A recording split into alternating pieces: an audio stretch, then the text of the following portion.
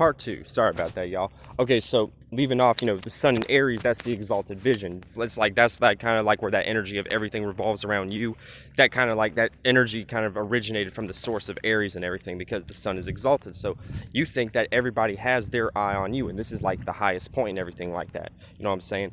And you want to be seen as the first in a particular situation. It's like, because then you feel like you want to have the most impact and everything with the sun in Aries and everything. That's what you want to be seen for. You want to be seen as the head, aka Aries rules the head of a particular situation. Okay, now the moon. With the moon in Aries, this is your comfort zone. This is your receiving energy. This is like a magnetism kind of energy. You know what I'm saying? On an emotional level too. Also, the moon rules the tides. So you know what I'm saying. Whenever we have the moon in general is going to push your emotions to the highest limit and everything like that. But also this is going to be energies you run towards whenever you are feeling highly uncomfortable. So the moon being in Aries in general will play out energies of, pardon me, the moon in Aries is going to play out situations to where these are the things that you're emotionally responding to, which is cardinal fire. Sorry about that. You want to be seen emotionally. Well, not seen, but you want to be emotionally secure in being first and everything like that. This is what makes you comfortable. This isn't so much what you want to be like, you know what I'm saying? Like, you may want to be seen, but you may have completely different motives based upon what moon sign you have. If you have the sun in Aries, it may be based upon a completely different motive and everything like that. But with the moon in Aries, this is your motive, being seen, being first, being number one and everything like that. But that's just on a lower mundane level. You're more comfortable just creating a new way of how to be creatively expressive in general and everything like that. You're an individual and everything like that, kind of like Aquarius, but you're in the fire realm with it. Meaning that you like to be your own individual and be the first, but not even be shy about it. You want to express it. You really want to be seen for this shit. And that's why this is why Aries can kind of appear overwhelming and everything. But Martian energy in general will give you the impression like that's a science and everything. Like Aries and Scorpios, if y'all play out that energy of, man, I'm the best and everything like that, yes, the fuck you are and everything like that. Keep that energy. That's that passion. You know what I'm saying? That's the whole energy of the passion energy signature, the Martian energy signature. But yeah, the moon in Aries, this is your comfort zone. Whenever you feel highly uncomfortable, this is going to be where you run towards and everything like that. This is like, mama, I need to get in the house and everything. The house of creating new visions and everything like that. Whenever you feel like you're not being an individual in that realm and everything, it's like the hell to everything else. The whole world is falling apart. Mercury in Aries. Now with Mercury in Aries, Mercury is Hermes, Tahuti, Thoth. But in general, we're going to be dealing with the nervous system. We're going to be dealing with just the thoughts you receive on a daily basis. And, this could be dealing with chess, thinking before you make your move and everything like that. That would be like the Virgo side of Mercury. And then, public speaking. Also, speeches in general, you know what I'm saying? Or talking in front of a class, presenting information in front of the class. That would be a mixture of both Gemini and Virgo energy, which is where the energy signature of nervousness comes from. So Mercury and Aries, these are people that talk very quickly and everything like that. These are people who also are very, their minds are just rapid and everything like that, because Aries is cardinal fire, so it's like a flamethrower or a spark. And if these are things that are constantly on your mind, just sparking a conversation or sparking a new way of how to see and feel about a situation and everything like that, or creating a new way of how to be more intuitive and everything like that. This is like heavy psychic energy in a lot of different ways, because these are the things that you're always thinking about on your mind all the time. And with all this shit being on your mind consistently and you talking about it and everything like that, you talking about this shit, this is going to make a situation where you're going to always be like blurting out like your creative expressions and everything. And you could really give a damn less of what other people think and everything. You know what I'm saying? Like you're very free spirited with the Mercury and Aries. Like seriously, like you, like shit will spit, and then you're not quick to apologize either. You'll apologize, like, I'm still being myself, my bad if I stepped on your toes, but I'm still going to be me. So moving forward and everything. It's kind of like that energy with the Mercury and Aries. But in general, you like to communicate about, your own personal issues, and, you like to talk about you a lot in a lot of different ways. And that's cool. It just depends on like what perspective you're coming from at the same time. Now, Venus in Aries. Now, Venus is part of the whole archetype of the Aries sign, but it's away. It's playing out the role of being away or being detriment in Aries. Okay, so that's basically like, okay, so, it's actually like good and bad at the same time. This is why Venus in Aries is good, because you have a capacity to love yourself and everything like that. Appreciate yourself. Have sensitivity towards yourself. Have more feeling and virtue and value and relatability towards your own personality and everything. And that's very important because, what I'm saying, like, it's very beautiful and it's very important to be relatable and everything, but at the same time, pardon me, at the same time, you have to realize that Venus and Aries, it's away. So you may never, if you have Venus and Aries, you may never be in a situation where you feel like you can either appreciate yourself, and if you do appreciate yourself, based upon you having Venus and Aries, you may rub people off the wrong way, especially if you're around people who have heavy Pisces, Taurus, Libra, or even Cancer energy. Not as much with Cancer and everything like that, but because Cancer is an emotional sign, you know what I'm saying?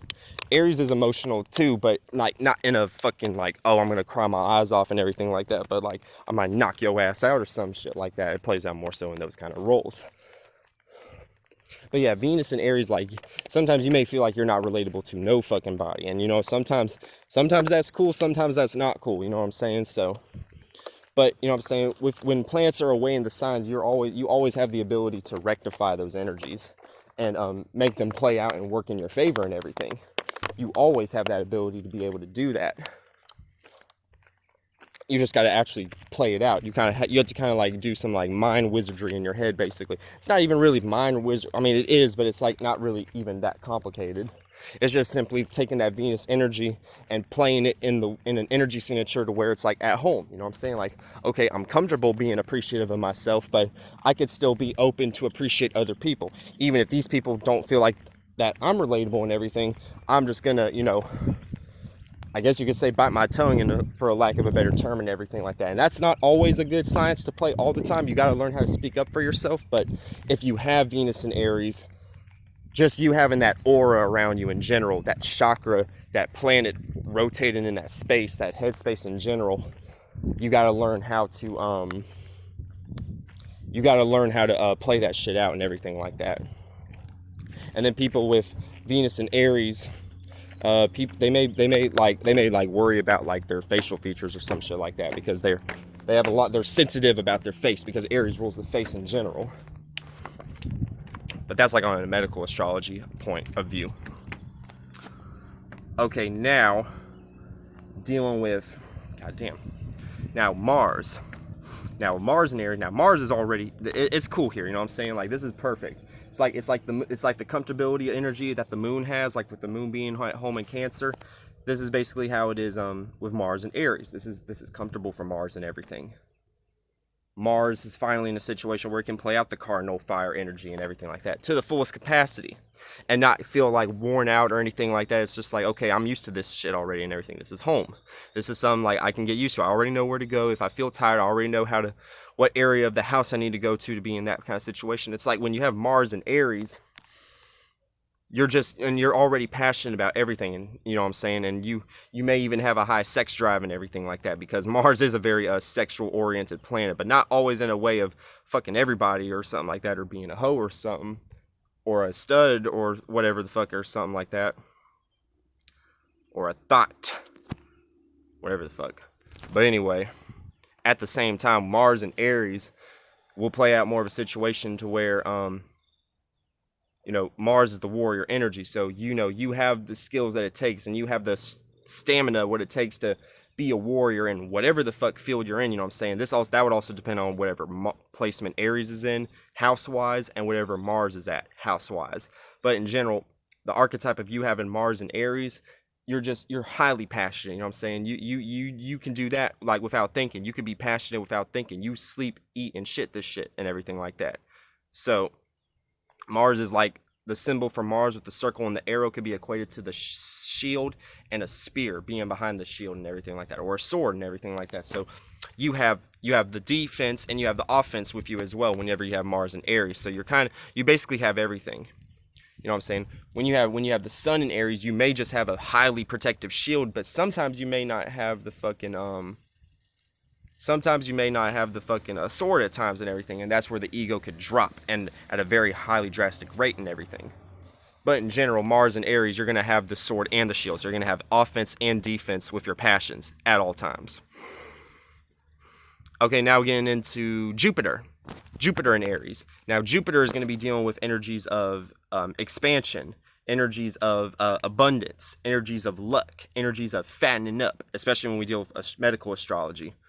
Energies of wisdom, energies of what colleges or what universities you went to and everything like that, and broad travels in general, whether externally or internally. Now, with Jupiter in Aries, this is something that you may externally or internally explore, you know what I'm saying, trying to be the leader, you know what I'm saying, trying to be the face of a situation. Throughout your whole life, you may be in situations where with Jupiter in Aries, you may have been in the face of a lot of different situations and everything like that, whether it was like the head chef of a restaurant or something like that, or then you expanded to another place and everything. There's just always going to be expansion with how you may look and everything like that. Your visuals may change and everything like that. Your facial features may change over time. With Jupiter in Aries and everything like that, you're just highly passionate about knowledge and everything like that. You're always like in a space to where you can learn on the dime and everything, because Jupiter is a fire-based planet too at the same time. So it being in cardinal fire, you know what I'm saying, yeah, it may not be mutable, it may not be in a mutable space, but it could still appreciate, like, okay, now I know how to create a new way of how to feel about these particular experiences I'm going through and everything like that. And this knowledge, you're always creating a new way of how to feel about certain knowledge that other people bring to you too, or even advice that you get from other people, or even the advice that you give yourself at the same time also. It can play out like that too. But in general, you're always like expanding in the area of your personality too, and how you personally express yourself too. That molds throughout time with you having Jupiter and Aries and everything. Whew. Okay, now getting into Saturn in Aries. Now Saturn falls in Aries, and I don't understand that. Now I have Saturn in the first house, so that's slightly kind of the archetype, but I'm talking about like the actual like element wise with the modality and the actual sign and everything, not like with the houses or anything like that. That would be like the bigger clock. Those are still considered like first house, second house, third house, fourth house, but then in a lower realm of reality as far as where we're at on Earth and everything, then it's trickled down to another form of a house system and everything, but this is more local to where we're at on Earth. But that other higher clock is just like, that's God's clock and everything like that. That's God's clock basically right there. Now anyway, the universe's clock. As far as this section of the universe, because the universe is so wide and expansive, that's a whole nother video. Now with Saturn and Aries, you know what I'm saying, the whole archetype of this, Saturn is the structure. It's the skeletal system and everything. Like this park that I'm at right now, it's structured on legs to stand on and everything like that. That's Capricorn, you know what I'm saying.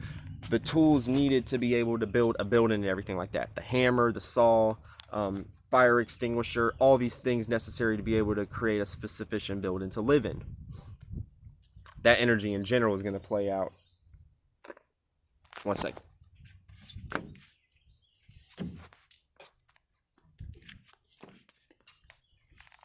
Pardon me. Now, when we start to deal with energies of Saturn in Aries, this is going to be a situation where you're going to be restrictive and you're going to be trying to find the tools of how to create a new vision and everything like that. Now, that can play out tricky because it's kind of like, okay, well, you know, Saturn is reality and it's already the foundation of a particular situation and everything like that. So it's like Aries is trying to burn that out of reality and everything like that. So it's kind of like, God damn, like you're already trying to like fuck this shit up and everything like that for us and everything. You're trying to like create a whole new way of like trying to see how to gain structure in your life and everything and have a leg to stand on, aka the kneecap. It's like, God damn, like you're out of your mind and everything. shit is already structured. We don't need to create a new way of how to see reality and everything. That's where the fallen archetype of Aries comes from, with Saturn there. But at the same time, on a positive end, you know how to actually have structure, like when it comes to your creativity in general and how you want to actually be the leader and the head of a particular situation and everything. You know how to write particular notes down. You know how to write a sufficient enough blueprint. Even if it takes you decades to write this blueprint down, you're still going to be able to find a way to be able to express this and have it be well received. You can't always, whenever you have fallen plants, you don't always have to fall victim to their energies and everything. Now, when we deal with Uranus and Aries is going to be, now this is generational plants, so these plants move a little slower, so some people may not have these energies necessarily, but this is just basically the archetype of all the plants through the signs, to where the whole character of the sign can be developed through all these plants being there, and the ascendant as well. We'll get to the ascendant last. Now, with Uranus and Aries, this is like you're always fighting for change when it comes to new visions and everything like that. So this is like a natural sextile, because Aquarius is co-ruled by Uranus and its sextile is Aries, so which is ruled by Mars. But we're just talking about Aries in general, so I don't even know why I brought it up like that.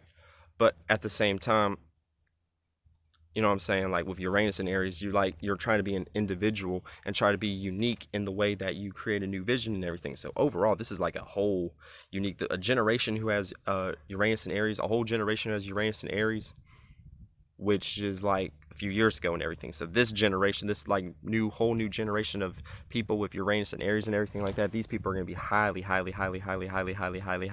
creative, highly intuitive, highly individualistic. They're not going to really take no for an answer, you know what I'm saying? So if you get frustrated with these children, just know that they have Uranus and Aries with that whole energy spectrum. I don't know the exact years, I'm gonna have to look that up, but that whole set, like a few years ago and everything, because Uranus has just recently went into Taurus not too long ago. And then, what the fuck? And then you got Neptune in Aries. Now, Neptune in Aries, this is going to be playing out more energies of, you know, Neptune is the dream realm, the creative realm, the illusionary realm.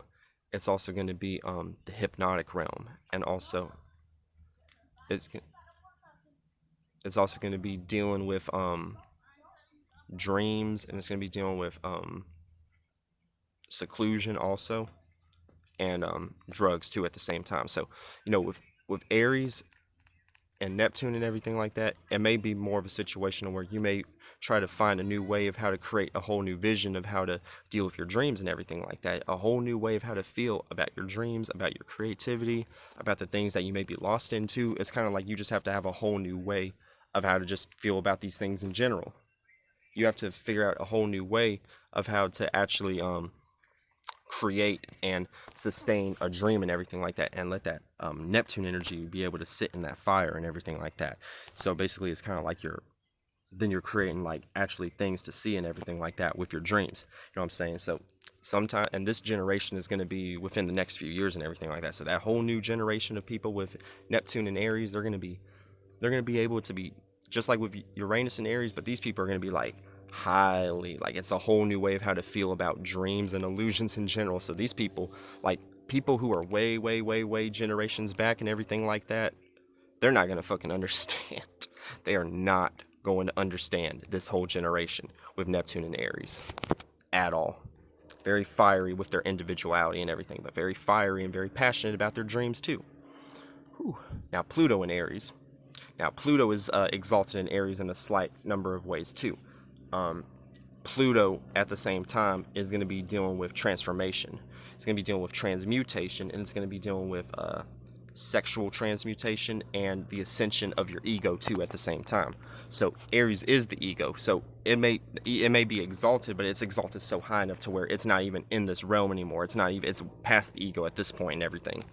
But in a lot of different ways, with people who have Pluto in Aries, or a whole generation who will experience Pluto in Aries, however long that is in the future, these people are going to always be in situations where they're putting death and they're putting transformation to their egos and everything like that, and they're putting a boundary, not a boundary, but they're putting a transformative energy into their own personality and everything. So they're always transforming their personality for the better or for the worse. So it could play out in a number of different ways. The generational planets get a little hazy sometimes because they move so slow, so that a number of people could experience these energies at the same time. Now, finally, with the ascendant in Aries, the ascendant actually rules Aries because the ascendant is the first house, and Aries is derived from the aspects of the first house, which is dealing with the personality. So when you have when you have the ascendant in Aries, you're already by default going to have a highly intuitive personality, a highly creative personality, a highly likable personality, very passionate person in general. And people's first impression of you is going to be someone who's able to have their personal life in check and someone who's interested into a lot of different things. Or if you're just interested into one thing, they can see the passion oozing out of you at the same time. And I love y'all, soul group. I'm going to go ahead and do some other things real quick and catch y'all later. Peace. Going to do the Taurus video soon too.